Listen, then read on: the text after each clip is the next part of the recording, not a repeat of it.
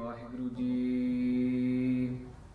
ਸ੍ਰੀ ਨਾਨਕ ਪਦ ਪੰਕਜ ਬੰਦਨ, ਪਦ ਪੰਕਜ ਬੰਦਨ। ਸਿਮਰੋ ਅੰਗਦ ਦੋਖ ਨਿਕੰਦਨ,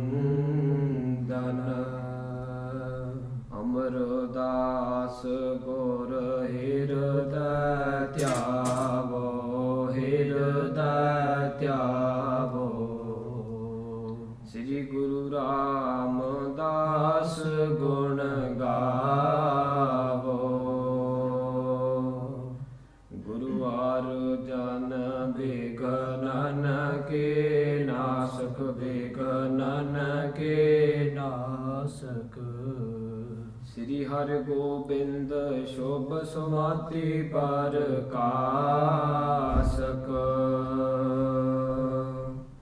ਗੁਰੂ ਹਰਿ ਰਾਇ ਨਮੋ ਕਰ ਜੋਰੀ, ਨਮੋ ਕਰ ਜੋਰੀ।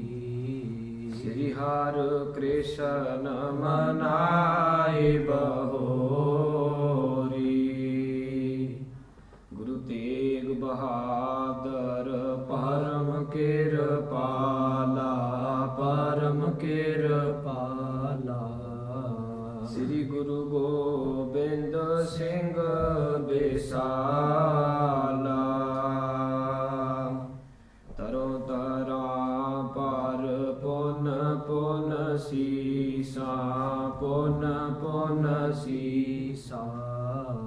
ਬੰਦੋ ਬਾਰ ਬਾਰ ਜਗਦੀਸਾ, ਜਿਸਮਹਿ ਅੰਮ੍ਰਿਤ ਗਿਆਨ ਹੈ, ਮਾਨਕ ਭਗਤ ਬੈਰਾਗ। ਸ੍ਰੀ ਗੁਰੂ ਗ੍ਰੰਥ ਸਾਹਿਬ ਉਦਦ, ਬੰਦੋ ਕਰ ਅਨੁਰਾਗ। ਸ੍ਰੀ ਗੁਰੂ ਸ਼ਬਦ ਕਮਾਏ ਜਿਨ, ਜੀਤੇ ਪੰਜ ਵਿਕਾਰ।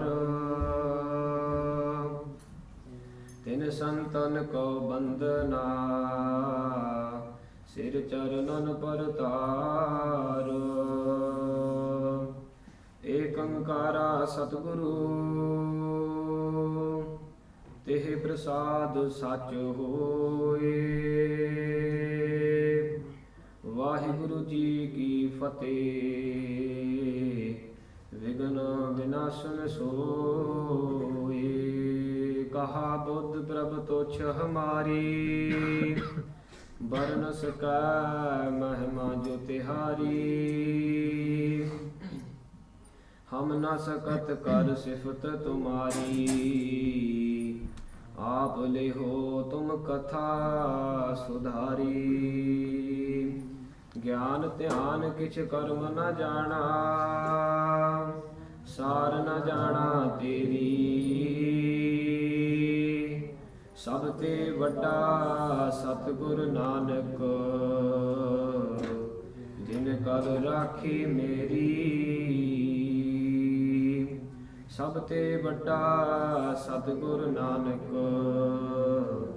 ਜਿਨ ਕਲ ਰਾਖੀ ਮੇਰੀ। ਸਤਨਾਮ ਸ੍ਰੀ ਵਾਹਿਗੁਰੂ ਸਾਹਿਬ ਜੀਓ। ਸ੍ਰੀ ਬਾਲਾ ਸੰਦੁਰਵਾਚ ਚੌਪਈ। ਕਹਿ ਬਾਲਾ ਸ੍ਰੀ ਅੰਗਦ ਸੁਨੀਏ, ਸ੍ਰੀ ਗੁਰ ਕਥਾ ਬਿਮਲ ਗੁਣ ਗੁਨੀਏ। ਭਈ ਭੋਰ ਨਿਜ ਦਾਸ ਬੁਲਾਇਆ, ਦਿਜਬਰ ਸਦਨ ਜਾਹ ਤੂੰ ਧਾਇਆ। ਕਹਿ ਬਾਲਾ ਸ੍ਰੀ ਅੰਗਦ ਸੁਨੀਏ। ਵਾਹਿਗੁਰੂ ਜੀ ਕਾ ਖਾਲਸਾ, ਵਾਹਿਗੁਰੂ ਜੀ ਕੀ ਫਤਿਹ। ਪਤਿਤ ਪਾਵਨ ਭਗਤ ਵਛਲ, ਕਿਰਪਾ ਦੇਖ ਜਾਣੇ ਜੋਤ ਰੂਪ। ਚਵਰ ਛਤਰ ਤਖਤ ਦੇ ਮਾਲਕ, ਪ੍ਰਤੱਖ ਸਤਿਗੁਰੂ। ਤਨ ਤਨ ਸਤਿਗੁਰੂ ਸਾਹਿਬ ਸ੍ਰੀ ਗੁਰੂ ਗ੍ਰੰਥ ਸਾਹਿਬ ਜੀ ਮਹਾਰਾਜ ਜੀ ਦੀ ਪਾਵਨ ਪਵਿੱਤਰ ਹਜ਼ੂਰੀ ਵਿਖੇ ਮਿਲ ਜੁੜ ਬੈਠੀ ਗੁਰੂ ਰੂਪ ਗੁਰੂ ਪਿਆਰੀ ਗੁਰੂ ਖਾਲਸਾ ਸਾਧ ਸੰਗਤ ਜੀ, ਆਪ ਸਾਰੇ ਵਡਭਾਗੀ ਹੋ, ਜਿਨ੍ਹਾਂ ਨੇ ਸਤਿਗੁਰਾਂ ਦੀ ਨਿੱਘੀ ਗੋਦ ਵਿੱਚ ਬੈਠ ਕਰਕੇ ਸੋ ਦਰ ਸ੍ਰੀ ਰਹਿਰਾਸ ਸਾਹਿਬ ਜੀ ਦਾ ਪਾਠ ਸਰਵਨ ਕਰਕੇ ਲਾਹਾ ਪ੍ਰਾਪਤ ਕੀਤਾ ਹੈ। ਸੋ ਆਪਾਂ ਸਾਰੇ ਇਕੱਤਰ ਹੋਏ ਹਾਂ, ਜੋ ਸਤਿਗੁਰੂ ਸ੍ਰੀ ਗੁਰੂ ਨਾਨਕ ਦੇਵ ਸਾਹਿਬ ਜੀ ਮਹਾਰਾਜ ਜੀ ਦੀ ਸੁੰਦਰ ਕਥਾ ਹੈ, ਸ੍ਰੀ ਗੁਰੂ ਨਾਨਕ ਪ੍ਰਕਾਸ਼ ਗ੍ਰੰਥ, ਇਸ ਦੀ ਕਥਾ ਸਰਵਨ ਕਰਨ ਨੂੰ ਆਪਾਂ ਸਾਰੇ ਇਕੱਤਰ ਹੋਏ ਹਾਂ। ਇਸ ਤੋਂ ਉਪਰੰਤ ਜੋ ਅਖੰਡ ਕੀਰਤਨ ਦਰਬਾਰ ਸਜਣਾ ਹੈ, ਸਾਕਾ ਸ੍ਰੀ ਨਨਕਾਣਾ ਸਾਹਿਬ ਦੇ ਸ਼ਹੀਦਾਂ ਨੂੰ ਯਾਦ ਕਰਦਿਆਂ ਹੁੰਦਿਆਂ, ਸੋ ਸਤਿਗੁਰੂ ਜੀ ਫਰਮਾਉਂਦੇ ਹਨ, ਕਲਯੁਗ ਮਹਿ ਕੀਰਤਨ ਪ੍ਰਧਾਨਾ। ਸੋ ਇਹ ਕਲਯੁਗ ਦੇ ਸਮੇਂ ਵਿੱਚ ਸਤਿਗੁਰਾਂ ਨੇ ਕੀਰਤਨ ਨੂੰ ਜੋ ਪ੍ਰਧਾਨਗੀ ਦਿੱਤੀ ਹੈ। ਸੋ ਸਾਕਾ ਨਨਕਾਣਾ ਸਾਹਿਬ, ਨਨਕਾਣਾ ਸਾਹਿਬ ਉਹ ਹੈ ਜਿੱਥੇ ਸਾਡੇ ਪਹਿਲੇ ਗੁਰੂ ਸ੍ਰੀ ਗੁਰੂ ਨਾਨਕ ਦੇਵ ਸਾਹਿਬ ਜੀ ਮਹਾਰਾਜ, ਜਗਤ ਦੇ ਮਾਲਕ, ਜਗਤ ਦੇ ਪਾਤਸ਼ਾਹ, ਨਨਕਾਣਾ ਸਾਹਿਬ ਉਹ ਹੈ ਜਿੱਥੇ ਉਹਨਾਂ ਨੇ ਅਵਤਾਰ ਧਾਰਨ ਕੀਤਾ, ਜਿਸ ਤਰ੍ਹਾਂ ਅਸੀਂ ਸਰਵਨ ਕਰਦੇ ਹਾਂ ਕਥਾ ਵਿੱਚ। ਤੇ ਉਸ ਸਮੇਂ ਅੰਗਰੇਜ਼ ਦਾ ਰਾਜ ਸੀ ਅਤੇ ਨਨਕਾਣਾ ਸਾਹਿਬ ਜੋ ਮਹੰਤ ਨਰੈਣੂ ਸੀ ਉਹਦੇ ਰਾਜ ਵਿੱਚ ਸੀ, ਅਤੇ ਉਹ ਬਹੁਤ ਸਾਰਾ ਪਖੰਡ ਪਾਪ ਪੈੜੇ ਕੰਮ ਕਰਨ ਲੱਗ ਗਿਆ ਸੀ ਉੱਥੇ ਸ੍ਰੀ ਨਨਕਾਣਾ ਸਾਹਿਬ ਵਿਖੇ। ਉੱਥੇ ਸ਼ਰਾਬ ਅਤੇ ਇਸਤਰੀਆਂ ਨੂੰ ਨਚਾਉਣਾ, ਉੱਥੇ ਜਾ ਕਰਕੇ ਬਹੁਤ ਸਾਰੇ ਪੈੜੇ ਕੰਮ ਪਾਪ ਉੱਥੇ ਬਹੁਤ ਸਾਰੇ ਕਰਨ ਲੱਗ ਪਿਆ ਸੀ। ਸੋ ਸਿੱਖਾਂ ਦੇ ਦਰਦ ਦੁੱਖ ਲੱਗਿਆ ਬਹੁਤ, ਤੇ ਦਰਦ ਦੁੱਖ ਨੂੰ ਲੈ ਕਰਕੇ ਜੋ ਭਾਈ ਲਛਮਣ ਸਿੰਘ ਅਤੇ ਹੋਰ ਅਨੇਕਾਂ ਸਿੰਘਾਂ ਦੇ ਜਥੇ ਜਾ ਕਰਕੇ ਉੱਥੇ ਜੋ ਸ੍ਰੀ ਨਨਕਾਣਾ ਸਾਹਿਬ ਨੂੰ ਆਜ਼ਾਦ ਕਰਾਉਣ ਵਾਸਤੇ ਉੱਥੇ ਪਹੁੰਚੇ। ਅਤੇ ਉੱਥੇ ਸੰਖੇਪ ਰੂਪ ਵਿੱਚ ਸਾਧ ਸੰਗਤ ਜੀ ਉੱਥੇ ਫਿਰ ਬਹੁਤ ਸਾਰੀਆਂ ਸ਼ਹੀਦੀਆਂ ਜਿੱਥੇ ਸਿੱਖਾਂ ਨੇ ਪ੍ਰਾਪਤ ਕੀਤੀਆਂ। ਉੱਥੇ ਹਜ਼ਰਤ ਮਹੰਤ ਨਰੈਣੂ ਨੇ ਜੋ ਗੁੰਡੇ ਲਾ ਕਰਕੇ ਉੱਥੇ ਬਹੁਤ ਗੋਲੀਆਂ ਦਾ ਜੋ ਫਾਇਰ ਖੁੱਲ੍ਹ ਦਿੱਤਾ, ਅਤੇ ਅਨੇਕਾਂ ਸਿੱਖਾਂ ਨੇ ਸ਼ਹੀਦੀ ਪ੍ਰਾਪਤ ਕੀਤੀ ਹੈ ਉੱਥੇ। ਸੋ ਉਹ ਸਿੱਖਾਂ ਦੀ ਯਾਦ ਵਿੱਚ ਅਖੰਡ ਕੀਰਤਨ ਦਰਬਾਰ ਸਜਣਾ ਹੈ, ਅਤੇ ਉਹ ਸਿੱਖਾਂ ਦੀ ਲਾਸਾਨੀ ਸ਼ਹਾਦਤ ਨੂੰ ਯਾਦ ਕਰਦਿਆਂ ਹੁੰਦਿਆਂ ਕੋਟ ਅਨਕੋਟ ਪ੍ਰਣਾਮ ਹੈ। ਸੋ ਨਾਲ ਦੀ ਨਾਲ ਸਾਧ ਸੰਗਤ ਜੀ, ਪਿਛਲੇ ਦਿਨਾਂ ਵਿੱਚ ਜੋ ਸੰਗਰਾਂਦ ਫੱਗਣ ਦਾ ਮਹੀਨਾ ਚੜ੍ਹਿਆ ਹੈ, ਸੋ ਸਤਿਗੁਰੂ ਜੀ ਫੱਗਣ ਦੇ ਮਹੀਨੇ ਦੁਆਰਾ ਉਪਦੇਸ਼ ਕਰਦੇ ਹਨ। ਫਲਗੁਣ ਆਨੰਦ ਉਪਾਰਦ ਨਾਮ, ਹਰ ਸੱਜਣ ਪ੍ਰਗਟੇ ਆਏ, ਸੰਤ ਸਹਾਈ RAM ਕੇ ਕਰ ਕਿਰਪਾ ਦੀਆ ਮਿਲਾਏ। ਸੋ ਫੱਗਣ ਦੇ ਮਹੀਨੇ ਦੁਆਰਾ ਸਤਿਗੁਰੂ ਉਪਦੇਸ਼ ਕਰਦੇ ਹਨ, ਸਤਿਗੁਰੂ ਜੀ ਫਲਗੁਣ ਲਿਖਦੇ ਹਨ। ਸੋ ਇਹ ਫਾਗਣ ਦੇ ਮਹੀਨੇ ਵਿੱਚ ਜੋ ਆਨੰਦ ਉਪਾਰਜਨਾ, ਆਨੰਦ ਉਦੋਂ ਪ੍ਰਾਪਤ ਹੁੰਦਾ ਹੈ ਜਦੋਂ ਹਰ ਸੱਜਣ ਪ੍ਰਗਟੇ ਆਏ। ਸੋ ਸੱਜਣ ਉਹ ਹੈ, ਸੱਜਣ ਸੱਚਾ ਪਾਤਸ਼ਾਹੋ, ਸਿਰ ਸਾਹਾਂਦਾ ਸਾਹੋ। ਉਹ ਸੱਚਾ ਸੱਜਣ ਹੈ, ਅਕਾਲ ਪੁਰਖ ਵਾਹਿਗੁਰੂ ਧੰਨ ਧੰਨ ਸ੍ਰੀ ਗੁਰੂ ਗ੍ਰੰਥ ਸਾਹਿਬ ਜੀ ਮਹਾਰਾਜ ਸਾਡੇ ਸੱਚੇ ਸੱਜਣ ਹਨ। ਹਰ ਸੱਜਣ ਪ੍ਰਗਟੇ ਆਏ। ਸੋ ਹਰਿ ਅਕਾਲ ਪੁਰਖ ਵਾਹਿਗੁਰੂ ਸਾਡਾ ਸੱਜਣ ਜਦੋਂ ਹਿਰਦੇ ਵਿੱਚ ਪ੍ਰਗਟ ਹੋ ਜਾਂਦਾ ਹੈ, ਉਹ ਫਿਰ ਆਨੰਦ ਉਦੋਂ ਪ੍ਰਾਪਤ ਹੁੰਦਾ ਹੈ। ਸੰਤ ਸਹਾਈ RAM ਕੇ ਕਰ ਕਿਰਪਾ ਦੀਆ ਮਿਲਾਏ। ਸੋ ਉਹ ਫਿਰ ਅਕਾਲ ਪੁਰਖ ਵਾਹਿਗੁਰੂ ਦਾ ਮਿਲਾਪ ਕਿਸ ਤਰ੍ਹਾਂ ਹੁੰਦਾ ਹੈ? ਸੰਤ ਸਹਾਈ RAM ਕੇ। ਸੋ ਸੰਤ ਕੌਣ ਹੁੰਦਾ ਹੈ? ਜਿਨ੍ਹਾਂ ਸਾਸ ਗਿਰਾਸ ਨਾ ਵਿਸਰੈ, ਹਰ ਨਾਮਾ ਮਨ ਮੰਤ, ਤਨ ਸੇ ਸਈ ਨਾਨਕਾ ਪੂਰਨ ਸੋਈ ਸੰਤ। ਸੋ ਸੰਤ ਉਹ ਹੁੰਦਾ ਹੈ ਜਿਹਨੇ ਸਾਸ ਗਿਰਾਸ ਆਪਦੇ ਸਾਹ ਨਾਲ, ਸਾਰੇ ਸਾਹ ਨਾਲ ਜੋ ਅਕਾਲ ਪੁਰਖ ਵਾਹਿਗੁਰੂ ਨੂੰ ਧਿਆਨ ਧਰ ਕੇ ਆਰਾਧਨਾ ਕੀਤਾ ਹੈ, ਉਹ ਸੰਤ ਹੁੰਦਾ ਹੈ।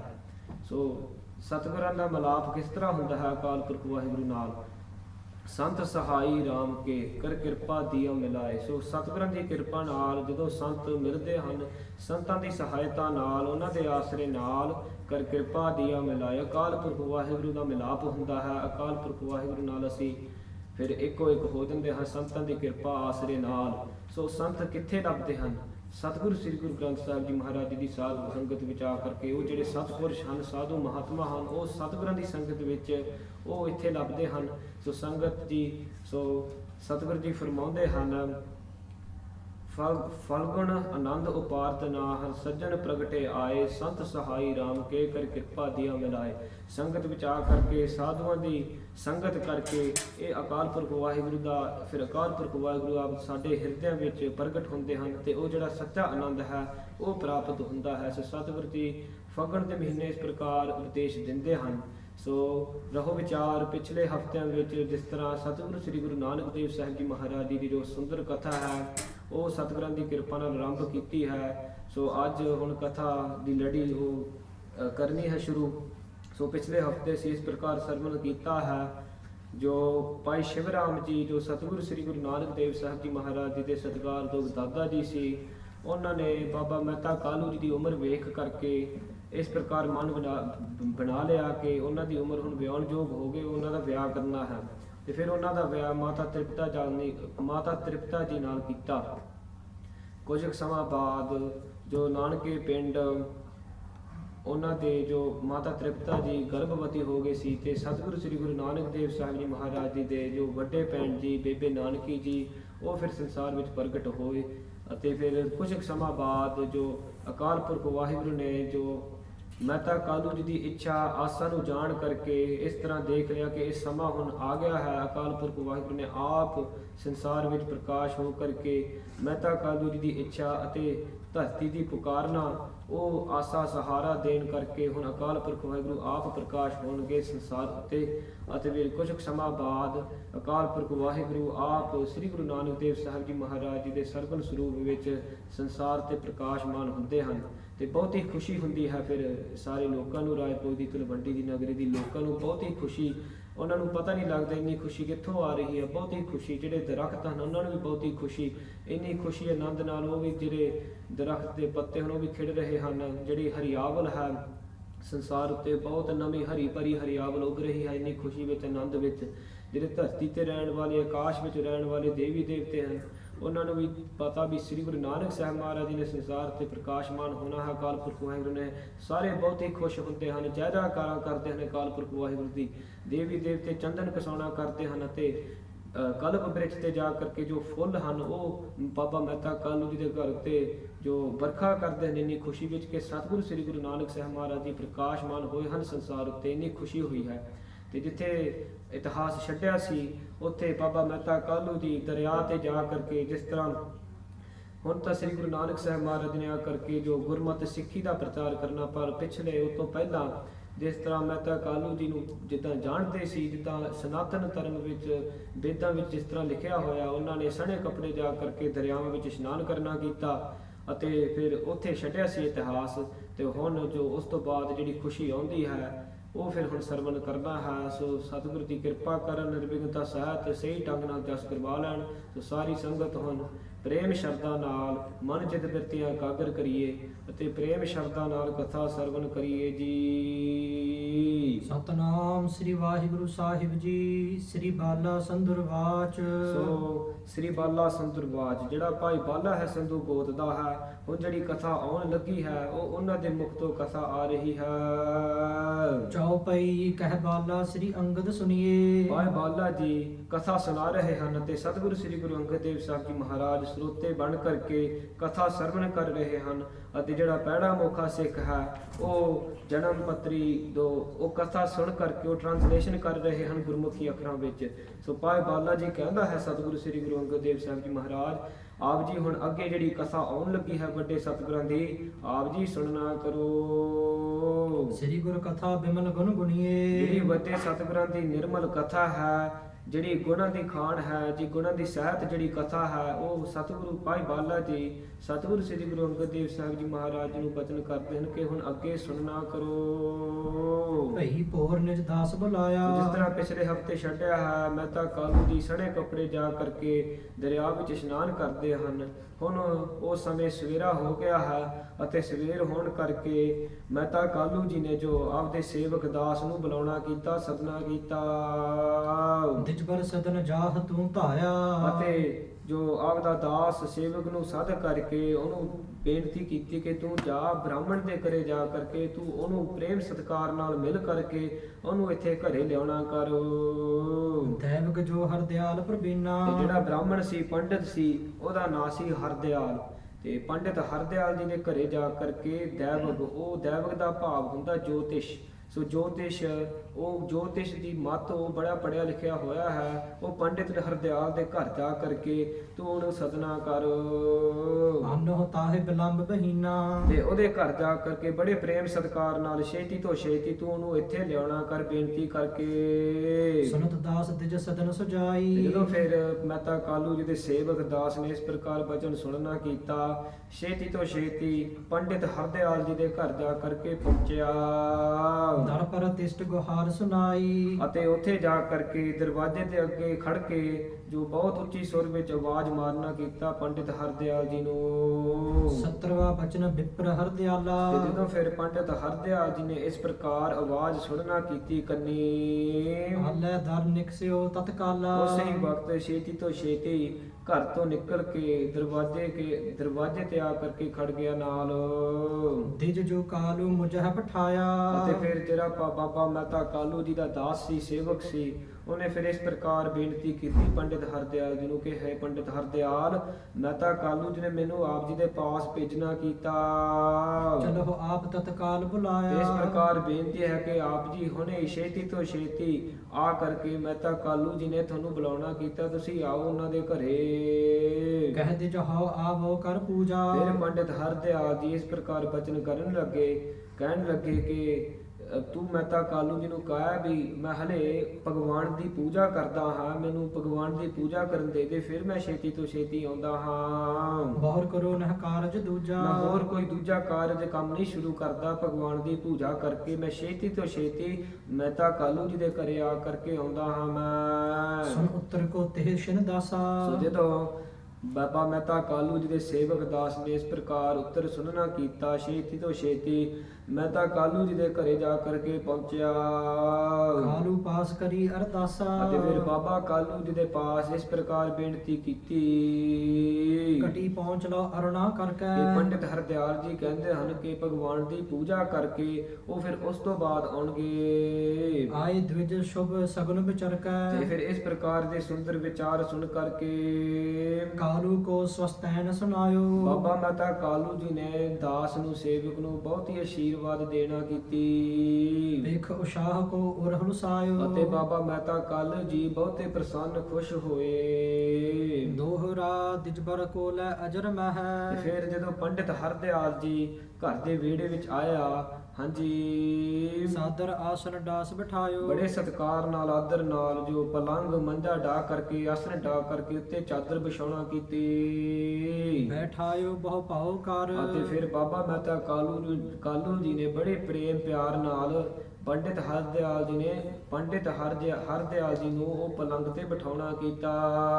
ਆਪ ਬੈਸ ਤਿਸ ਪਾਸ। ਅਤੇ ਫਿਰ ਨਾਲ ਹੀ ਪੰਡਿਤ ਹਰਦਿਆਲ ਦੇ ਨਾਲ ਹੀ ਬੈਠ ਗਏ ਬਾਬਾ ਮਹਿਤਾ ਕਾਲੂ ਜੀ। ਚਉ ਪਈ ਕਹਿ ਕਾਲੂ ਸੁਨ ਸਰੋਣ ਦੇ ਜੰਦੂ। ਮਹਿਤਾ ਕਾਲੂ ਜੀ ਫਿਰ ਇਸ ਪ੍ਰਕਾਰ ਪੰਡਿਤ ਹਰਦਿਆਲ ਨੂੰ ਬਚਨ ਕਹਿਣ ਲੱਗੇ ਕਿ ਪੰਡਿਤ ਹਰਦਿਆਲ ਜੀ, ਆਪ ਜੀ ਸੁਣਨਾ ਕਰੋ। ਦਇਓ ਸਦਨ ਮਮਤਾਤ ਗੋਬਿੰਦੂ। ਹਰਿ ਅਕਾਲ ਪੁਰਖ ਵਾਹਿਗੁਰੂ ਪ੍ਰਪੇਸ਼ਰ ਨੇ ਬਹੁਤੀ ਕਿਰਪਾ ਬਖਸ਼ਿਸ਼ ਕੀਤੀ ਹੈ, ਸਾਡੇ ਘਰ ਵਿੱਚ ਸੁੰਦਰ ਸੁਪੁੱਤਰ ਦੀ ਦਾਤ ਬਖਸ਼ਿਸ਼ ਕੀਤੀ ਹੈ, ਆਪ ਜੀ ਸੁਣੋ। ਮੁਝ ਪਰ ਨਿਜ ਅਨੁਕੰਪਾ ਧਾਰੋ। ਹੁਣ ਪੰਡਿਤ ਹਰਦਿਆਲ ਜੀ, ਆਪ ਜੀ ਵੀ ਥੋੜੀ ਕਿਰਪਾ ਬਖਸ਼ਿਸ਼ ਕਰੋ। ਸੋਧ ਮਹੂਰਤ ਲਗਨ ਵਿਚਾਰੋ। ਆਪ ਜੀ ਜੋਤਿਸ਼ ਤੁਸੀਂ, ਆਪ ਜੀ ਦੀ ਮੱਤ ਤੁਸੀਂ ਬਹੁਤੀ ਪੜੀ ਹੋਈ ਹੈ, ਤੁਸੀਂ ਇਸ ਪ੍ਰਕਾਰ ਵਿਚਾਰ ਕਰਕੇ ਆਉਣ ਵਾਲੇ ਸਮੇਂ ਬਾਰੇ ਥੋੜਾ ਦੱਸਣਾ ਕਰੋ। ਭੇਦ ਸ਼ੁਭਾ ਸ਼ੁਭ ਸਭ ਲਖ ਲੀਜੈ। ਸੋ ਜੋਤਿਸ਼ ਭਾਵ ਹੁੰਦਾ ਐਸਟ੍ਰੋਲੋਜੀ। ਸੋ ਜੋਤਿਸ਼ ਪੜੀ ਹੋਈ ਹੈ ਤੁਸੀਂ ਚੰਗੇ ਮਾੜੇ, ਜਿਸ ਤਰ੍ਹਾਂ ਚੰਗਾ ਮਾੜਾ ਸਮਾਂ ਜਿਹੜਾ ਆਊਗਾ ਉਹ ਜੋਤਿਸ਼ ਅਨੁਸਾਰ ਤੁਸੀਂ ਆਪ ਜੀ ਵਿਚਾਰ ਕੇ ਸਾਨੂੰ ਦੱਸਣਾ ਕਰੋ, ਖੋਲ ਕੇ ਦੱਸਣਾ ਕਰੋ। ਭਾਪਤਰੀ ਇਸ ਕੀ ਲਿਖ ਦੀਜੈ। ਅਤੇ ਨਾਲ ਦੀ ਨਾਲ ਬੇਨਤੀ ਹੈ ਕਿ ਸਤਿਗੁਰੂ ਸ੍ਰੀ ਗੁਰੂ ਨਾਨਕ ਸਾਹਿਬ ਮਹਾਰਾਜ ਜੀ ਤੋਂ ਪਾਵਨ ਪਵਿੱਤਰ ਜਿਹੜੀ ਜਨਮ ਪੱਤਰੀ ਹੈ ਉਹ ਆਪ ਜੀ ਲਿਖਣਾ ਕਰੋ। ਕੁੰਕਮ ਕਾਗਦ ਕਾਲੂ ਆਨਹੁ। ਫਿਰ ਪੰਡਿਤ ਹਰਦਿਆਲ ਜੀ ਬਾਬਾ ਮਹਿਤਾ ਕਾਲੂ ਜੀ ਨੂੰ ਕਹਿਣ ਲੱਗੇ ਕਿ ਹੇ ਮਹਿਤਾ ਕਾਲੂ ਜੀ,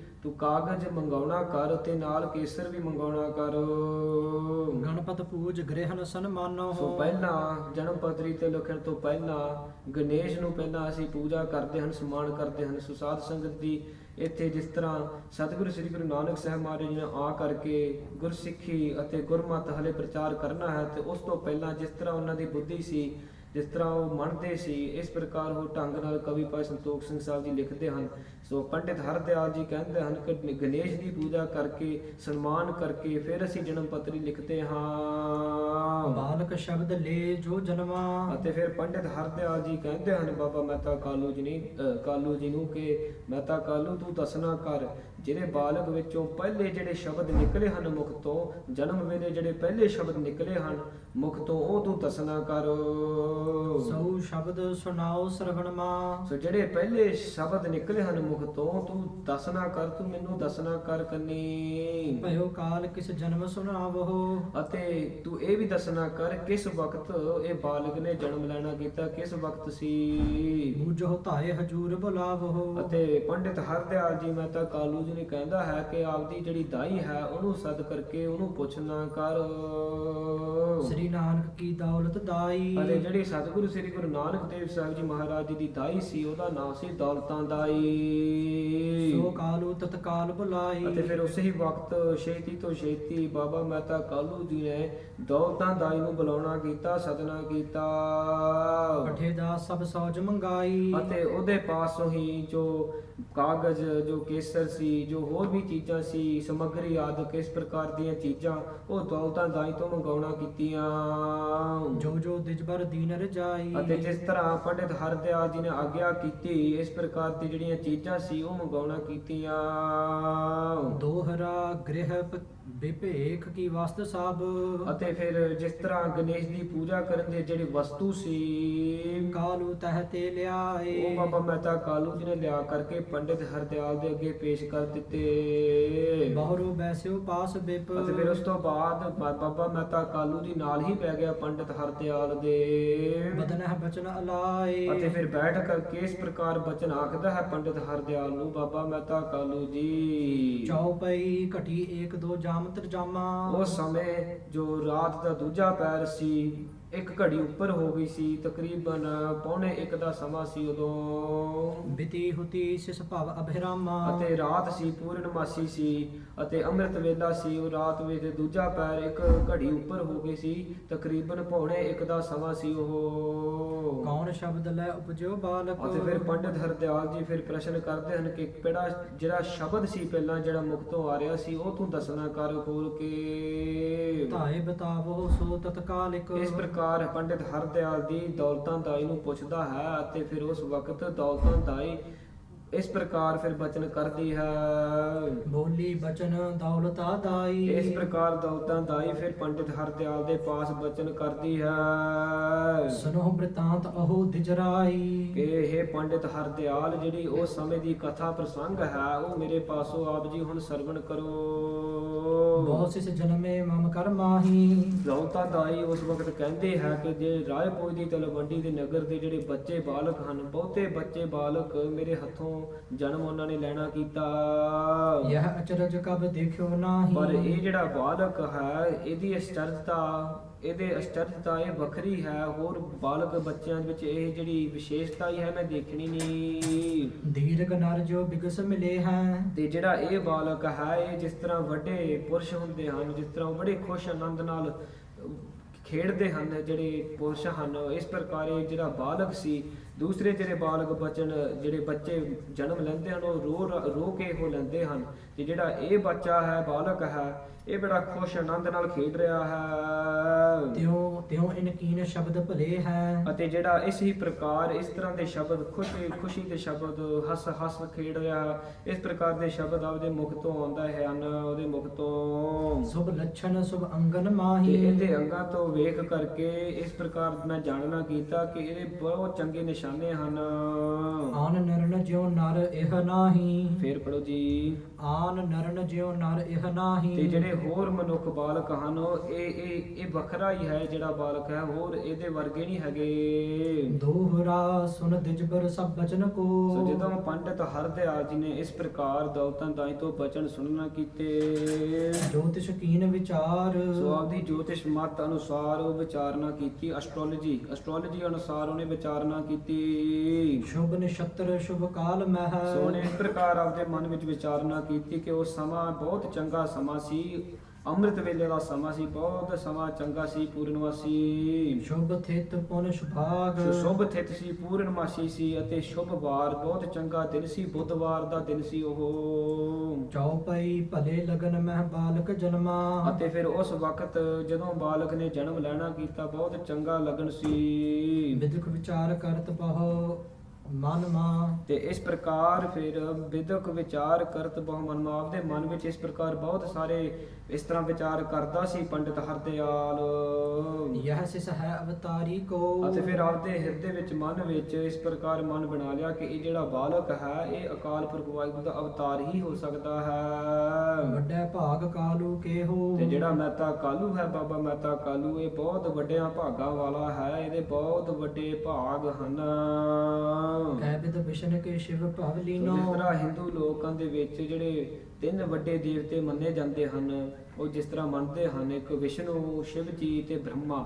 ਤੇ ਪੰਡਿਤ ਹਰਦਿਆਲ ਜੀ ਤਾਂ ਸਨਾਤਨ ਮਤ ਰਾਹੀਂ ਚੱਲਦਾ ਸੀ ਤੇ ਉਹਦੇ ਮਨ ਵਿੱਚ ਇਸ ਪ੍ਰਕਾਰ ਉਹਨੇ ਵਿਚਾਰ ਕੀਤੀ ਕਿ ਜਿਹੜਾ ਇਹ ਬਾਲਕ ਹੈ ਇਹ ਉਹਨਾਂ ਦਾ ਅਵਤਾਰੀ ਹੋ ਸਕਦਾ, ਪਰ ਇਹਨੂੰ ਪਤਾ ਨਹੀਂ ਕਿ ਅਕਾਲ ਪੁਰਖ ਵਾਹਿਗੁਰੂ ਹੀ ਆਪ ਆਇਆ ਸੰਸਾਰ ਉੱਤੇ। ਜਗਤ ਉਦਾਹਰਣ ਲਛਨ ਚਿਨੋ ਤੇ ਇਹਨੇ ਇਸ ਪ੍ਰਕਾਰ ਨਿਸ਼ਾਨੀਆਂ ਦੇਖੀਆਂ ਬਾਲਕ ਦੀ ਕਿ ਇਹ ਜਗਤ ਦੀ ਉਦਾਹਰਣ ਕਰਨ ਵਾਸਤੇ ਆਇਆ ਹੈ।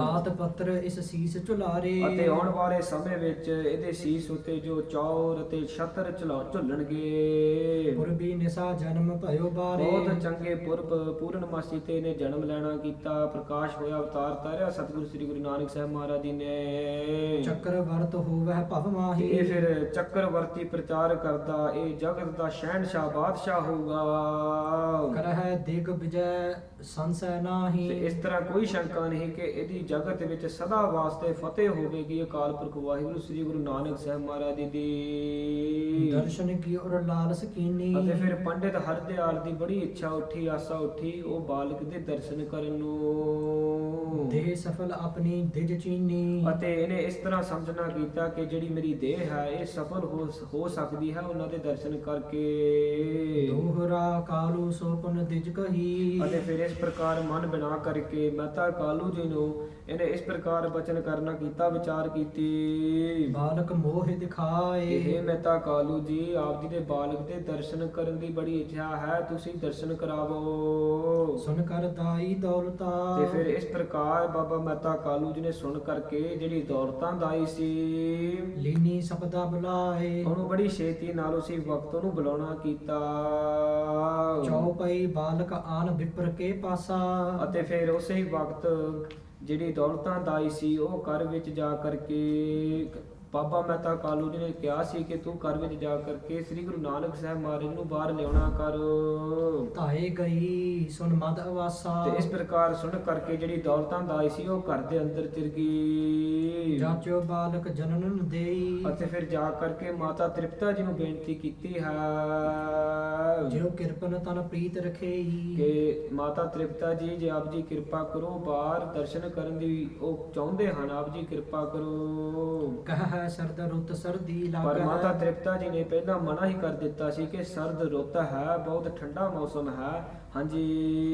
ਮ੍ਰਿਦਲ ਬਾਲ ਬਾਹਰ ਕਸ ਮੰਗੈ ਤੇ ਜਿਹੜਾ ਬਾਲਕ ਹੈ ਬੜੇ ਕੋਮਲ ਉਹਦੇ ਅੰਗ ਹਨ, ਬਾਹਰ ਜਾ ਕਰਕੇ ਠੰਡ ਠੁੰਡ ਨਾ ਲੱਗ ਜਾਵੇ ਉਹਨੂੰ, ਕਿ ਪਹਿਲਾਂ ਮਾਤਾ ਤ੍ਰਿਪਤਾ ਜੀ ਨੇ ਮਨਾ ਹੀ ਕਰ ਦਿੱਤਾ ਸੀ। ਬਹੁਰ ਬਿਦੁਖ ਹੈ ਬਾਰੰਬਾਰ ਅਤੇ ਫਿਰ ਦੌਲਤਾਂ ਦਾਈ ਨੇ ਇਸ ਪ੍ਰਕਾਰ ਭਜਨ ਕੀਤੇ ਮਾਤਾ ਤ੍ਰਿਪਤਾ ਨੂੰ ਕਿ ਮਾਤਾ ਤ੍ਰਿਪਤਾ ਉਹ ਬਾਹਰ ਜਿਹੜਾ ਪੰਡਿਤ ਹਰਦਿਆਲ ਹੈ ਉਹ ਬਾਰ-ਬਾਰ ਪੁੱਛ ਰਿਹਾ ਹੈ, ਬਾਬਾ ਮਹਿਤਾ ਕਾਲੂ ਜੀ ਨੇ ਦਰਸ਼ਨ ਕਰਨ ਨੂੰ ਬਹੁਤ ਬਾਰ-ਬਾਰ ਮੰਗ ਰਿਹਾ ਹੈ। ਜਾਚਿਓ ਦਿਓ ਤਾਤ ਅਤ ਪਿਆਰਾ ਤੇ ਫਿਰ ਇਸ ਪ੍ਰਕਾਰ ਸੁਣ ਕਰਕੇ ਮਾਤਾ ਤ੍ਰਿਪਤਾ ਜੀ ਨੇ ਜੋ ਅਕਾਲ ਪੁਰਖ ਵਾਹਿਗੁਰੂ ਸ੍ਰੀ ਗੁਰੂ ਨਾਨਕ ਸਾਹਿਬ ਮਹਾਰਾਜ ਜੀ ਬਾਲਕ ਜੀ ਉਹਨਾਂ ਨੂੰ ਫਿਰ ਦੇ ਦਿੱਤਾ ਦੌਲਤਾਂ ਦਾਈ ਨੂੰ ਬਾਹਰ ਲੈ ਕੇ ਜਾਣ ਨੂੰ। ਲੈ ਕਰ ਦੌਲਤ ਬਾਹਰ ਤੇ ਆਈ ਫਿਰ ਦੌਲਤਾਂ ਦਾਈ ਲੈ ਕਰਕੇ ਸ੍ਰੀ ਗੁਰੂ ਨਾਨਕ ਸਾਹਿਬ ਮਹਾਰਾਜ ਜੀ ਨੂੰ ਬਾਹਰ ਆਣਾ ਕੀਤਾ ਉਹਨੇ। ਆਨਨ ਆਰਨ ਜਾਤ ਸੁਹਾਈ ਅਤੇ ਜਿਹੜਾ ਸਤਿਗੁਰੂ ਸ੍ਰੀ ਗੁਰੂ ਨਾਨਕ ਦੇਵ ਸਾਹਿਬ ਜੀ ਮਹਾਰਾਜ ਜੀ ਦਾ ਚਿਹਰਾ ਸੀ, ਮੁਖ ਸੀ, ਬੜਾ ਤੇਜ ਪ੍ਰਕਾਸ਼ ਉਹਦਾ ਹੋ ਰਿਹਾ ਸੀ, ਬੜਾ ਤੇਜ ਪ੍ਰਕਾਸ਼, ਬੜੇ ਕਮਲ ਫੁੱਲ ਵਾਂਗ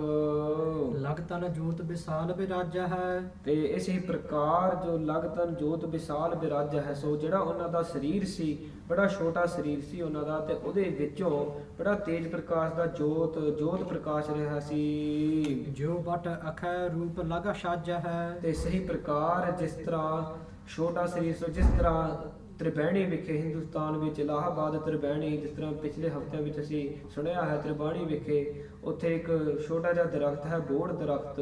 ਇਹ ਬੜਾ ਛੋਟਾ ਹੈ ਤੇ ਕਈ ਹਿੰਦੂ ਲੋਕ ਮੰਨਦੇ ਹਨ ਕਿ ਆਉਣ ਵਾਲੇ ਸਮੇਂ ਵਿੱਚ ਜੋ ਭਗਵਾਨ ਦਾ ਛੋਟਾ ਸਰੀਰ ਧਾਰ ਕਰਕੇ ਉੱਥੇ ਜਾ ਕਰਕੇ ਉੱਥੇ ਫਿਰ ਸਜੂਗਾ ਉਹ ਦਰਖਤ ਤੇ। ਪਰ ਕਹਿਣ ਦਾ ਭਾਵ ਹੈ ਸਾਧ ਸੰਗਤ ਜੀ, ਇੱਥੇ ਦ੍ਰਿਸ਼ਟਾਂਤ ਦਿੰਦੇ ਹਨ ਜਿਸ ਤਰ੍ਹਾਂ ਉਹ ਜਿਹੜਾ ਬੋੜ ਦਾ ਦਰਖਤ ਹੈ ਬੜਾ ਛੋਟਾ ਹੈ ਪਰ ਉਹਦੀ ਸ਼ੋਭਾ ਬਹੁਤ ਜ਼ਿਆਦਾ ਹੁੰਦੀ ਹੈ, ਇਸੇ ਹੀ ਪ੍ਰਕਾਰ ਸਤਿਗੁਰੂ ਸ੍ਰੀ ਗੁਰੂ ਨਾਨਕ ਸਾਹਿਬ ਮਹਾਰਾਜ ਜੀ ਅਕਾਲ ਪੁਰਖ ਵਾਹਿਗੁਰੂ ਦਾ ਸਰੀਰ ਬੜਾ ਛੋਟਾ ਹੈ ਪਰ ਸੋਭ ਰਿਹਾ ਹੈ, ਪ੍ਰਕਾਸ਼ ਹੋ ਰਿਹਾ ਹੈ। ਦੋਹਰਾ ਦਿਜਵਰ ਆਤਮਤਵਾਨ ਮਨ, ਤੇ ਜਿਹੜਾ ਪੰਡਿਤ ਹਰਦਿਆਲ ਹੈ ਬੜਾ ਬੁੱਧੀਵਾਨ ਹਨ।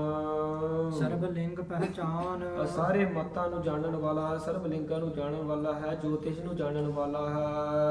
ਈਰਤ ਔਰ ਹਰਖਤ ਸਰਸ, ਤੇ ਜਿਸ ਤਰ੍ਹਾਂ ਜਦੋਂ ਉਹਨੇ ਇਸ ਪ੍ਰਕਾਰ ਦਰਸ਼ਨ ਕੀਤੇ ਸਤਿਗੁਰੂ ਸ੍ਰੀ ਗੁਰੂ ਨਾਨਕ ਸਾਹਿਬ ਮਹਾਰਾਜ ਜੀ ਦੇ, ਠਾਡਾ ਭਇਓ ਸੁਜਾਨ, ਉੱਠ ਕਰਕੇ ਦੋਵੇਂ ਹੱਥ ਜੋੜ ਦਿੱਤੇ ਉਹਨੇ। ਚੌਪਈ ਪੁਲਕਿਓ ਪਰਮ ਪ੍ਰੇਮ ਮਹਿ ਮਨੁਆ, ਅਤੇ ਆਪਦੇ ਮਨ ਵਿੱਚ ਬੜਾ ਪ੍ਰੇਮ ਰਸ ਵਿੱਚ ਪਿਚ ਗਿਆ ਸੀ ਪੰਡਿਤ ਹਰਦਿਆਲ ਜੀ ਸਤਿਗੁਰੂ ਸ੍ਰੀ ਗੁਰੂ ਨਾਨਕ ਦੇਵ ਸਾਹਿਬ ਜੀ ਮਹਾਰਾਜ ਜੀ ਦੇ ਦਰਸ਼ਨ ਕਰਕੇ। ਬੰਧਨ ਕਰ ਜਾਣਿਓ ਨਿਜ ਧਨੁਆ, ਅਤੇ ਦੋਵੇਂ ਹੱਥ ਜੋੜ ਕਰਕੇ ਪ੍ਰੇਮ ਸ਼ਰਧਾ ਨਾਲ ਸਤਿਗੁਰੂ ਸ੍ਰੀ ਗੁਰੂ ਨਾਨਕ ਸਾਹਿਬ ਮਹਾਰਾਜ ਜੀ ਦੇ ਚਰਨਾਂ ਕਮਲਾਂ ਉੱਤੇ ਮੱਥਾ ਟੇਕਣਾ ਕੀਤਾ। ਸਾਧ ਸੰਗਤ ਜੀ, ਅਸੀਂ ਵੀ ਮੱਥਾ ਟੇਕਣਾ ਕਰੀਏ। ਤਨ ਤਨ ਸਤਿਗੁਰੂ ਸ੍ਰੀ ਗੁਰੂ ਨਾਨਕ ਦੇਵ ਸਾਹਿਬ ਜੀ ਮਹਾਰਾਜ।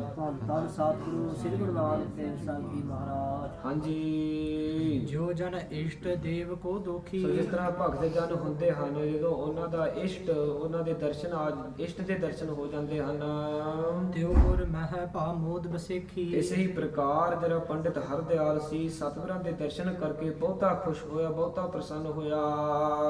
ਸਭ ਅੰਗਨ ਕੇ ਸੁੰਦਰ ਲਛਨ, ਅਤੇ ਸਤਿਗੁਰਾਂ ਦੇ ਅੰਗ ਵੇਖ ਕਰਕੇ ਉਹਨੇ ਬਹੁਤ ਸੁੰਦਰ ਨਿਸ਼ਾਨੀਆਂ ਦੇਖਣਾ ਕੀਤੀ। ਲਗਿਓ ਬਿਲੋਕਨ ਵਿਪਰ ਵਿਚਛਨ, ਅਤੇ ਇਸ ਪ੍ਰਕਾਰ ਉਹਨੇ ਕਹਿਣਾ ਕੀਤਾ ਕਿ ਜਿਹੜੇ ਸਤਿਗੁਰੂ ਸ੍ਰੀ ਗੁਰੂ ਨਾਨਕ ਸਾਹਿਬ ਮਹਾਰਾਜ ਜੀ ਦਾ ਚਿਹਰਾ ਹੈ, ਜਿਹੜੇ ਬਹੁਤ ਸੁੰਦਰ ਚਿਹਰਾ ਹੈ ਉਹਨਾਂ ਦਾ, ਬਹੁਤ ਸੁੰਦਰ ਹਨ ਉਹ। ਹਰਨ ਚਰਨ ਬਰ ਮ੍ਰਿਦਲ ਸੁਹਾਵੈ, ਅਤੇ ਜਿਹੜਾ ਉਹਨਾਂ ਦੇ ਸ਼੍ਰੇਸ਼ਟ ਚਰਨ ਹਨ ਉਹ ਬੜੇ ਕੋਮਲ ਹਨ। ਜਿਮ ਦਲ ਕੂਕ ਨਦੰ ਦੁਤ ਪਾਵੈ, ਜਿਸ ਤਰ੍ਹਾਂ ਕਮਲ ਫੁੱਲ ਦੇ ਜਿਸ ਤਰ੍ਹਾਂ ਜਿਹੜੇ ਪੱਤੇ ਹੁੰਦੇ ਹਨ ਲਾਲ, ਇਸੇ ਹੀ ਪ੍ਰਕਾਰ ਬੜੇ ਸੁੰਦਰ ਸਤਿਗੁਰੂ ਸ੍ਰੀ ਗੁਰੂ ਨਾਨਕ ਸਾਹਿਬ ਮਹਾਰਾਜ ਦੇ ਕਮਲ ਫੁੱਲ ਰੂਪੀ ਜੋ ਚਰਨ ਹਨ, ਇਸ ਪ੍ਰਕਾਰ ਸੋਭ ਰਹੇ ਹਨ। ਉਜ ਆ ਜਾਨ ਕੰਦ ਸ਼ੁਭ ਉੱਚੇ, ਤੇ ਜਿਹੜੇ ਸਤਿਗੁਰੂ ਸ੍ਰੀ ਗੁਰੂ ਨਾਨਕ ਸਾਹਿਬ ਮਹਾਰਾਜ ਜੀ ਦੇ ਬਾਹਾਂ ਹਨ, ਬੜੇ ਲੰਬੇ ਬਾਹਾਂ ਹਨ, ਗੋਡੇ ਤੱਕ ਜਾਂਦੇ ਹਨ। ਤੇ ਜਿਹੜੇ ਉਹਨਾਂ ਦੇ ਮੋਢੇ ਹਨ ਬੜੇ ਉੱਚੇ ਸ਼ੋਭਨੀਕ ਹਨ। ਕਰਜ ਅਰੁਣ ਜੋ ਨਾਗ ਹੋਏ ਸੂਚੇ, ਤੇ ਜਿਹੜੇ ਸਤਿਗੁਰੂ ਸ੍ਰੀ ਗੁਰੂ ਨਾਨਕ ਦੇਵ ਸਾਹਿਬ ਜੀ ਮਹਾਰਾਜ ਜੀ ਦੇ ਨੌ ਹਨ ਉਹ ਬੜੇ ਲਾਲ, ਜਿਸ ਤਰ੍ਹਾਂ ਨਗ ਹੁੰਦੇ ਹਨ, ਸੱਚੇ ਸੁੱਚੇ ਨਗ ਹੁੰਦੇ ਹਨ। ਇਸ ਪ੍ਰਕਾਰ ਜਿਸ ਤਰ੍ਹਾਂ ਪ੍ਰੈਸ਼ਸ ਸਟੋਨਸ ਕਹਿੰਦੇ ਹਨ, ਤੇ ਜਿਸ ਤਰ੍ਹਾਂ ਇਹ ਸਤਿਗੁਰੂ ਸ੍ਰੀ ਗੁਰੂ ਨਾਨਕ ਸਾਹਿਬ ਮਹਾਰਾਜ ਦੇ ਨੌ ਹਨ। ਕਰ ਸਾਖਾ ਇੱਕ ਸਾਰ ਵਿਸਾਲਾ, ਤੇ ਜਿਹੜੇ ਸਤਿਗੁਰੂ ਸ੍ਰੀ ਗੁਰੂ ਨਾਨਕ ਸਾਹਿਬ ਮਹਾਰਾਜ ਦੇ ਜਿਹੜੀਆਂ ਉਂਗਲੀਆਂ ਹਨ, ਜਿਸ ਤਰ੍ਹਾਂ ਸਾਡੇ ਉਂਗਲੀਆਂ ਵੱਡੇ ਹੁੰਦੇ ਹਨ, ਕਈ ਛੋਟੇ ਹੁੰਦੇ ਹਨ। ਜਿਹੜੇ ਮਹਾਪੁਰਸ਼ਾਂ ਦੀ ਨਿਸ਼ਾਨੀ ਹੁੰਦੀ ਹੈ, ਅਵਤਾਰਾਂ ਦੀ ਨਿਸ਼ਾਨੀ, ਉਹ ਇੱਕੋ ਜਿਹੇ ਲੰਮੇ ਸਤਿਗੁਰੂ ਸ੍ਰੀ ਗੁਰੂ ਨਾਨਕ ਦੇਵ ਸਾਹਿਬ ਜੀ ਮਹਾਰਾਜ ਦੀਆਂ ਉਂਗਲੀਆਂ ਹਨ।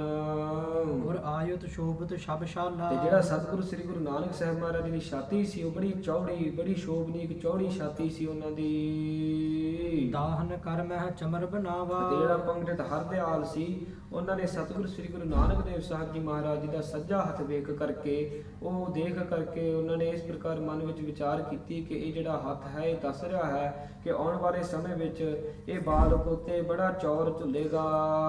ਛਤਰ ਬਾਮ ਮਹਿ ਰੁਚਿਰ ਸੁਹਾਵਾ, ਤੇ ਖੱਬਾ ਹੱਥ ਵੇਖ ਕਰਕੇ ਇਸ ਪ੍ਰਕਾਰ ਮਨ ਵਿੱਚ ਵਿਚਾਰ ਕੀਤੀ ਕਿ ਖੱਬਾ ਹੱਥ ਵੇਖ ਕਰਕੇ ਇਹਦੇ ਉੱਤੇ ਬੜੇ ਛਤਰ ਵੀ ਝੁੱਲਣਗੇ। ਕੋਮਲ ਗੋਲ ਕਰਪੂਲ ਸੁਹਾਵਨ, ਤੇ ਇਸ ਪ੍ਰਕਾਰ ਬੜਾ ਕੋਮਲ ਜੋ ਸਤਿਗੁਰਾਂ ਦਾ ਬਾਲਕ ਉਮਰ ਹੋਗੀ, ਬੜਾ ਕੋਮਲ ਹੋਊਗਾ।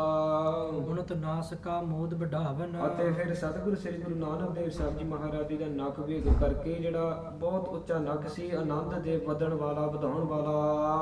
ਅਰਦੰ ਚੰਦਰਾਕਾਰ ਨਿਲਾਰੰ, ਤੇ ਜਿਹੜਾ ਸਤਿਗੁਰੂ ਸ੍ਰੀ ਗੁਰੂ ਨਾਨਕ ਦੇਵ ਸਾਹਿਬ ਜੀ ਮਹਾਰਾਜ ਜੀ ਦਾ ਮੱਥਾ ਸੀ ਉਹ ਚੰਦਰਮਾ ਰੂਪੀ, ਜਿਸ ਤਰ੍ਹਾਂ ਅੱਧਾ ਚੰਦਰਮਾ ਹੁੰਦਾ, ਇਸ ਪ੍ਰਕਾਰ ਸਤਿਗੁਰੂ ਸ੍ਰੀ ਗੁਰੂ ਨਾਨਕ ਸਾਹਿਬ ਮਹਾਰਾਜ ਦਾ ਮੱਥਾ ਚਮਕ ਰਿਹਾ ਸੀ, ਚੰਦਰਮਾ ਰੂਪੀ, ਅੱਧਾ ਚੰਦਰਮਾ ਰੂਪੀ। ਧਨ ਪ੍ਰਕੁਟੀ ਸ਼ੰਕਰ ਬਨੰ ਬਨਬਾਰੰ, ਤ੍ਰਿਕੁਟੀ ਭਾਵ ਹੁੰਦਾ ਪ੍ਰਵੱਟੇ। ਸੋ ਸਤਿਗੁਰਾਂ ਦੇ ਪ੍ਰਵੱਟੇ ਬੜੇ ਸੁੰਦਰ ਸ਼ੋਭਨੀਕ ਸੀ। ਤੇ ਜਿਸ ਤਰ੍ਹਾਂ ਨੱਕ ਦੇ ਉੱਤੇ ਪ੍ਰਵੱਟਿਆਂ ਦੇ ਵਿਚਾਲੇ ਜਿਸ ਤਰ੍ਹਾਂ ਉਹਨਾਂ ਦੇ ਕੋਈ ਵਾਲ ਨਹੀਂ ਸੀ, ਦੋਵੇਂ ਪ੍ਰਵੱਟੇ ਵੱਖਰੇ ਸ਼ੋਭਨੀਕ ਸੀ। ਸੁਨ ਕਾਲੂ ਸੁਤ ਤੋਹਿ ਵਿਚਛਨ, ਪੰਡਿਤ ਹਰਦਿਆਲ ਜੀ ਕਹਿੰਦਾ ਹੈ ਕਿ हे ਮਹਿਤਾ ਕਾਲੂ ਜੀ ਆਪ ਜੀ ਸੁਣਨਾ ਕਰੋ, ਜਿਹੜਾ ਤੁਹਾਡਾ ਸੁਪੁੱਤਰ ਹੈ ਬੜਾ ਸੁੰਦਰ ਹੈ। ਇਸ ਮਹਿ ਲਖਿਅਤ ਬਤ ਜੋ ਲਛਣ ਸੋ ਜਿਸ ਤਰ੍ਹਾਂ 32 ਪ੍ਰਕਾਰ ਦੇ ਜੋ ਲੱਛਣ ਹੁੰਦੇ ਹਨ, ਗੁਣ ਹੁੰਦੇ ਹਨ, ਉਹ ਇਸ ਬੱਚੇ ਵਿੱਚੋਂ ਦਿਸ ਰਹੇ ਹਨ। ਜਿਸ ਤਰ੍ਹਾਂ ਸੁੰਦਰਤਾ, ਸੁਹਿਰਦ, ਸੋ ਹੋਰ ਵੀ 32 ਪ੍ਰਕਾਰ ਦੇ ਜਿਹੜੇ ਲੱਛਣ ਹੁੰਦੇ ਹਨ। ਡਰਾਕਲ ਨਹੀਂ ਹੁੰਦਾ, ਸੂਰਮਾ ਹੁੰਦਾ ਹੈ, ਮਾਤਾ ਪਿਤਾ ਦਾ ਆਗਿਆਕਾਰੀ, ਜੋ ਧਰਮੀ ਹੁੰਦਾ ਹੈ। ਇਸ ਪ੍ਰਕਾਰ ਦੇ 32 ਤਰ੍ਹਾਂ ਦੇ ਲੱਛਣ ਹਨ। ਵਾਹਿਗੁਰੂ ਦਾ ਪ੍ਰੇਮੀ ਹੁੰਦਾ ਹੈ। ਇਸ ਪ੍ਰਕਾਰ ਦੇ 32 ਲੱਛਣ ਜਿਹੜੇ ਹਨ, ਪੰਡਿਤ ਹਰਦਿਆਲ ਜੀ ਕਹਿ ਰਿਹਾ ਹੈ ਕਿ ਹੇ ਮਾਤਾ ਕਾਲੂ ਜੀ, ਇਹ ਆਪ ਜੀ ਦੇ ਸੁੰਦਰ ਸੁਪੁੱਤਰ ਵਿੱਚੋਂ ਦਿਸ ਰਹੇ ਹਨ। ਕਰ ਤਰਵਾ ਇਹ ਊਰਦ ਤੇ ਆਈ। ਜਿਹੜੇ ਸਤਿਗੁਰੂ ਸ੍ਰੀ ਗੁਰੂ ਨਾਨਕ ਸਾਹਿਬ ਮਹਾਰਾਜ ਜੀ ਤੇ ਤਲੀ ਸੀ ਹੱਥ ਦੇ, ਉਹ ਬੜੇ ਉੱਚੇ ਸਨ। ਇਹ ਵੀ ਬੜੇ ਮਹਾਪੁਰਸ਼ਾਂ ਦੀ ਨਿਸ਼ਾਨੀ ਹੈ। ਤਨ ਬਹੁ ਆਏ ਰਖੈ ਟਿਕ ਨਾਹੀ। ਸੋ ਪੰਡਿਤ ਹਰਦਿਆਲ ਜੀ ਨੇ ਇਸ ਤਰ੍ਹਾਂ ਵੇਖ ਕਰਕੇ ਇਸ ਪ੍ਰਕਾਰ ਬਚਨ ਕੀਤਾ ਮਾਤਾ ਕਾਲੂ ਜੀ ਨੂੰ ਕਿ ਤੇਰੇ ਸੁਪੁੱਤਰ ਕੋਲ ਬਹੁਤ ਤਨ, ਜਿਹੜਾ ਵੈਲਥ ਹੁੰਦਾ ਹੈ, ਤਨ ਬਹੁਤ ਆਊਗਾ, ਪਰ ਇਹ ਜਿਹੜਾ ਬਾਲਕ ਹੈ ਸ੍ਰੀ ਗੁਰੂ ਨਾਨਕ ਸਾਹਿਬ ਮਹਾਰਾਜ ਜੀ ਜਿਹੜੇ ਹਨ, ਉਹਨਾਂ ਨੇ ਇਹ ਜਿਹੜਾ ਤਨ ਹੈ ਰੱਖਣਾ ਨਹੀਂ, ਉਹ ਵੰਡ ਦੇਣਾ ਸਾਰਿਆਂ ਨੂੰ। ਵੱਡਿਓ ਸਮੁੰਦਰਿਕ ਮੈਂ ਬਹੁ ਸੋਧਾ। ਤੇ ਪੰਡਿਤ ਹਰਦਿਆਲ ਜੀ ਨੇ ਫਿਰ ਇਸ ਪ੍ਰਕਾਰ ਬਚਨ ਕੀਤਾ ਹੈ ਕਿ ਜਿਹੜਾ ਸਮੁੰਦਰੀਕ ਇੱਕ ਸ਼ਾਸਤਰ ਹੈ, ਉਹ ਪੰਡਿਤ ਹਰਦਿਆਲ ਜੀ ਕਹਿੰਦੇ ਹਨ ਕਿ ਮੈਂ ਉਹ ਬੜਾ ਪੜਿਆ ਹੈ, ਬੜਾ ਸੋਧ ਕਰਕੇ ਪੜਿਆ ਹੈ। ਸ਼ੁਭ ਗੁਣ ਸਭ ਇਸ ਮਹਿ ਕਹਿ ਤੇ ਪ੍ਰੋਤਾ। ਜਿਹੜੇ ਸ਼ੁਭ ਗੁਣ ਹਨ, ਜਿਹੜੀ ਸੁੰਦਰਤਾ ਹੈ, ਆਪ ਜੀ ਦੇ ਸੁਪੁੱਤਰ ਵਿੱਚ ਦਿਸ ਰਹੇ ਹਨ। ਮਹਿਮਾ ਅਮਿਤ ਮਨਹਿ ਮਹਿਮਾਨੀ। ਅਤੇ ਫਿਰ ਪੰਡਿਤ ਹਰਦਿਆਲ ਜੀ ਨੇ ਆਪਦੇ ਮਨ ਵਿੱਚ ਸਤਿਗੁਰਾਂ ਦੀ ਬੇਅੰਤ ਜੋ ਮਹਿਮਾ ਆਪਦੇ ਮਨ ਵਿੱਚ ਜਾਣਨਾ ਕੀਤੀ। ਹੈ ਅਵਤਾਰ ਸਤ ਚਿਤ ਜਾਨੀ। ਸੋ ਸਤ ਚਿਤ ਆਨੰਦ ਸਰੂਪ ਵਾਹਿਗੁਰੂ ਅਕਾਲ ਪੁਰਖ ਵਾਹਿਗੁਰੂ, ਜੋ ਇੱਕ ਪਰਮੇਸ਼ਰ ਦੁਆਤ ਸਰੂਪ ਅਕਾਲ ਪੁਰਖ ਵਾਹਿਗੁਰੂ ਹੈ। ਇਹ ਪੰਡਿਤ ਹਰਦਿਆਲ ਜੀ ਨੇ ਆਪਦੇ ਮਨ ਵਿੱਚ ਸੋਚ ਲਿਆ ਕਿ ਅਵਤਾਰ ਅਕਾਲ ਪੁਰਖ ਵਾਹਿਗੁਰੂ ਸੰਸਾਰ ਸਤਿਗੁਰੂ ਸ੍ਰੀ ਗੁਰੂ ਨਾਨਕ ਦੇਵ ਸਾਹਿਬ ਜੀ ਮਹਾਰਾਜ ਜੀ ਦੇ ਸਰਗੁਣ ਸਰੂਪ ਵਿੱਚ ਪ੍ਰਕਾਸ਼ਮਾਨ ਹੋਏ ਹਨ। ਨਿਜ ਦਰਸਾਏ ਧਾਏ ਟਿਕ ਮਾਤਾ। ਸੋ ਜਦੋਂ ਪੰਡਿਤ ਹਰਦਿਆਲ ਜੀ ਨੇ ਦਰਸ਼ਨ ਕਰ ਲਏ, ਇਸ ਪ੍ਰਕਾਰ ਫਿਰ ਦਾਈ ਨੇ ਦਰਸ਼ਨ ਕਰਾ ਕੇ ਫਿਰ ਸਤਿਗੁਰੂ ਨੂੰ ਅੰਦਰ ਲੈ ਗਏ। ਦੀਨੋ ਜਾਏ ਸੁੰਦਰ ਤਾਤਾ। ਤੇ ਸਤਿਗੁਰੂ ਸ੍ਰੀ ਗੁਰੂ ਨਾਨਕ ਦੇਵ ਸਾਹਿਬ ਜੀ ਮਹਾਰਾਜ ਜੀ ਨੂੰ ਮਾਤਾ ਤ੍ਰਿਪਤਾ ਜੀ ਨੂੰ ਦੇ ਦਿੱਤੇ। ਨੰਦੀ ਮੁਖੰ ਸ਼ਰਾਧ ਕਰਵਾਇਓ। ਤੇ ਫਿਰ ਜਿਸ ਤਰ੍ਹਾਂ ਜਿਹੜੇ ਹਿੰਦੂ ਲੋਕ ਹਨ, ਜਦੋਂ ਮੰਗਲਾਂ ਸਮੇਂ ਦੇ ਵੇਲੇ ਮੰਗਲਾਂ ਸਮਿਆਂ ਵਿੱਚ ਉਹ ਸ਼ਰਾਧ ਕਰਦੇ ਹੁੰਦੇ ਹਨ, ਇਸ ਪ੍ਰਕਾਰ ਪੂਜਾ ਕਰਨ ਲੱਗ ਪਏ। ਵੇਦਨ ਵਿਦ ਜਿਉ ਵਿਪਰ ਬਤਾਇਓ। ਸੋ ਜਿਸ ਤਰ੍ਹਾਂ ਬ੍ਰਾਹਮਣ ਨੇ ਵੇਦਾਂ ਵਿੱਚ ਲਿਖਿਆ ਹੋਇਆ, ਇਸ ਪ੍ਰਕਾਰ ਰਾਹੀਂ ਉਹ ਚੱਲਦੇ ਸੀ। ਜਿਸ ਤਰ੍ਹਾਂ ਪਹਿਲਾਂ ਕਿਹਾ ਗਿਆ ਹੈ, ਹਾਲੇ ਸਤਿਗੁਰੂ ਸ੍ਰੀ ਗੁਰੂ ਨਾਨਕ ਸਾਹਿਬ ਮਹਾਰਾਜ ਜੀ ਨੇ ਦੁਨੀਆ ਤੇ ਆਪ ਕਰਕੇ ਜੋ ਗੁਰਮਤਿ ਦੀ ਸਿੱਖੀ ਹੈ, ਅਕਾਲ ਪੁਰਖ ਵਾਹਿਗੁਰੂ ਦੀ ਸਿੱਖੀ ਹੈ, ਉਹ ਪ੍ਰਚਾਰ ਪ੍ਰਸਾਰ ਕਰਨਾ ਹੈ। ਸੋ ਉਸ ਤੋਂ ਪਹਿਲਾਂ ਜਿਸ ਤਰ੍ਹਾਂ ਉਹਨਾਂ ਨੇ ਵੇਦਾਂ ਵਿੱਚ ਪੜਿਆ ਹੋਇਆ ਹੈ, ਉਹ ਉਸੇ ਹੀ ਰਾਹੀਂ ਉਹ ਚੱਲਦੇ ਹਨ। ਕਾਲੂ ਕਹਿ ਨਾਮ ਸਿਸ ਰੱਖੋ। ਸੋ ਫਿਰ ਉਸ ਤੋਂ ਬਾਅਦ ਬਾਬਾ ਮਹਿਤਾ ਕਾਲੂ ਜੀ ਪੰਡਿਤ ਹਰਦਿਆਲ ਜੀ ਨੂੰ ਕਹਿਣ ਲੱਗੇ ਕਿ ਹੇ ਪੰਡਿਤ ਹਰਦਿਆਲ, ਆਪ ਜੀ ਹੁਣ ਇਹ ਬਾਲਕ ਦਾ ਨਾਮ ਤੁਸੀਂ ਰੱਖਣਾ ਹੈ, ਆਪ ਜੀ ਰੱਖਣਾ ਕਰੋ। ਵਰਨ ਸੋਧ ਸ਼ੁੱਧ ਮੁਝ ਸੇ ਭਖ ਹੈ। ਬੜੇ ਸ਼ੁੱਧ ਤਰੀਕੇ ਨਾਲ, ਚੰਗੇ ਅੱਖਰਾਂ ਨਾਲ ਆਪ ਜੀ ਸੋਚ ਸਮਝ ਕੇ ਬੜਾ ਚੰਗਾ ਨਾਮ ਜੀ ਇਸ ਬਾਲਕ ਦਾ ਰੱਖਣਾ ਕਰਿਓ। ਸੁਨ ਕਾਲੂ ਇਸ ਨਾਮ ਅਪਾਰਾ। ਤੇ ਫਿਰ ਪੰਡਿਤ ਹਰਦਿਆਲ ਜੀ ਨੇ ਇਸ ਪ੍ਰਕਾਰ ਉੱਤਰ ਦਿੱਤਾ ਬਾਬਾ ਮਹਿਤਾ ਕਾਲੂ ਜੀ ਨੇ ਕਿ ਜਿਹੜਾ ਇਹ ਬਾਲਕ ਹੈ ਇਹਦਾ ਨਾਮ ਬਹੁਤ ਹੀ ਉੱਚਾ ਹੋਏਗਾ। ਔਰ ਆਖੋ ਕਰ ਸੋਧ ਵਿਚਾਰਾ। ਪਰ ਮੈਨੂੰ ਥੋੜਾ ਸਮਾਂ ਲੱਗੂਗਾ, ਬੜਾ ਸੋਧ ਵਿਚਾਰ ਕਰਕੇ ਬਹੁਤ ਚੰਗੇ ਤਰੀਕੇ ਨਾਲ ਮੈਂ ਸੋਚ ਸਮਝ ਕੇ ਇਹ ਬਾਲਕ ਸ੍ਰੀ ਗੁਰੂ ਨਾਨਕ ਸਾਹਿਬ ਮਹਾਰਾਜ ਦਾ ਨਾਮ ਰੱਖਣਾ ਕਰੂੰਗਾ। ਅਬ ਨਿਜ ਕੁਲ ਕੀ ਜਹ ਚਾਲੀ। ਪੰਡਿਤ ਹਰਦਿਆਲ ਜੀ ਕਹਿੰਦੇ ਹਨ ਕਿ ਜਿੰਨਾ ਚਿਰ ਤੂੰ ਹੁਣ ਜੋ ਬੇਦੀ ਕੁਲ ਦੀ ਮਰਿਆਦਾ ਹੈ, ਜੋ ਉਹ ਤੂੰ ਨਿਭਾਉਣਾ ਕਰ।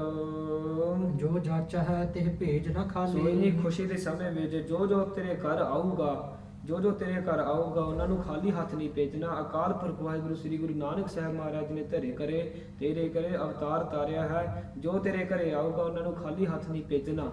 ਸੋ ਸਾਧ ਸੰਗਤ ਜੀ, ਇੱਥੇ ਜੋ ਹੁਣ ਕਥਾ ਦੀ ਸਮਾਪਤੀ ਹੈ, ਥੋੜਾ ਸੰਖੇਪ ਰੂਪ ਵਿੱਚ ਇੰਗਲਿਸ਼ ਵਿੱਚ ਦੱਸਣਾ ਕਰਦੇ ਹਾਂ।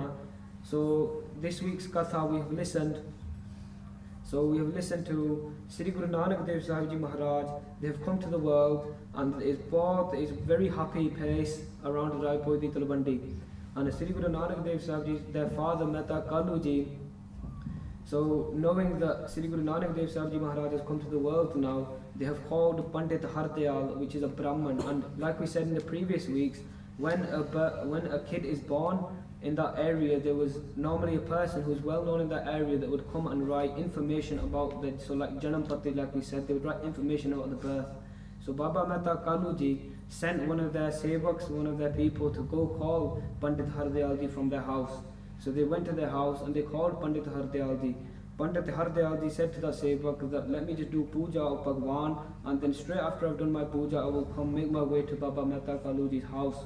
So once they'd done their puja, they came straight away, and Sri Guru Nanak Dev Sahib Ji Maharaj's father, Baba Mehta Kaluji, with great respect, they placed their manja outside in the Veda, and they sat with prem, a lot of love and pyar. They sat Pandit Hardayal Ji on the manja, and they sat beside them and started doing vichar, and they did benti to Pandit Hardayal Ji.